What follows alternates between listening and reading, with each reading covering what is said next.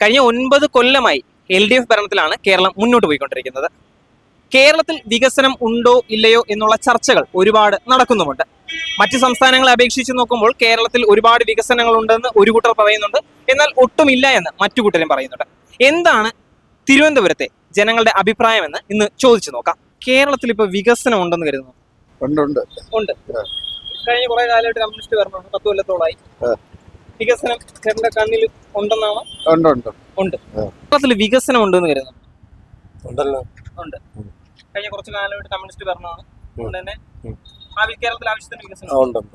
അപ്പൊ ഇനി 2026 അവർ തന്നെ അധികാരത്തിൽ വരാൻ സാധ്യത പറയാൻ പറ്റില്ല. വികസിക്കുന്നുണ്ടോ? കേരളം വികസിക്കുന്നുണ്ട്. കഴിഞ്ഞ കുറച്ച് കാലമായിട്ട് കമ്മ്യൂണിസ്റ്റ് ഭരണമാണ്, ഈ ഭരണത്തിൽ കേരളത്തിൽ അത്യാവശ്യത്തിന് വികസനങ്ങളുണ്ട്.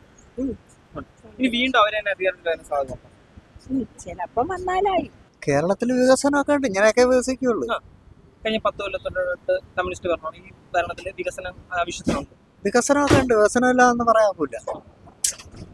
ഇനി 2026 ആരായിരിക്കും അധികാരത്തിൽ വരാൻ സാധ്യത? അത് ജനങ്ങളെ കയ്യിലിരിക്കുന്ന കാര്യമല്ലേ.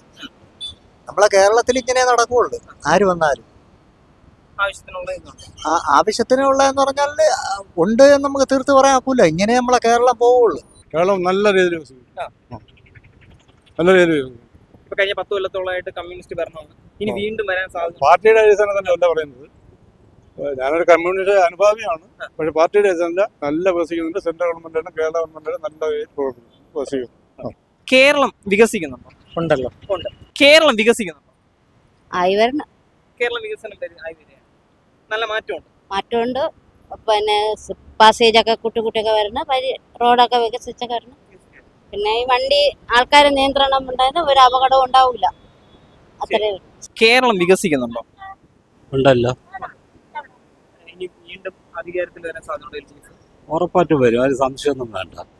കാര്യം എന്ന് വെച്ച് കഴിഞ്ഞാൽ നമുക്ക് തന്നെ അറിയാം, 8 വർഷത്തിന് പുറത്തായി.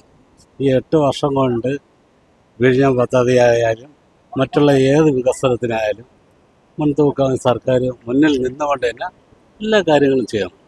അതുകൊണ്ട് വീണ്ടും ഒരു LDF ഭരണം പ്രതീക്ഷിക്കാൻ തന്നെ വരും, ഉറപ്പാണ്. ഇതാണ് പോക്കെങ്കിൽ വരാൻ സാധ്യതയുണ്ട്. തമ്മിലടിയുമ്പോഴല്ലേ. പിന്നെ BJPയുടെ ഒരു റോളുണ്ട് അതിനകത്ത്.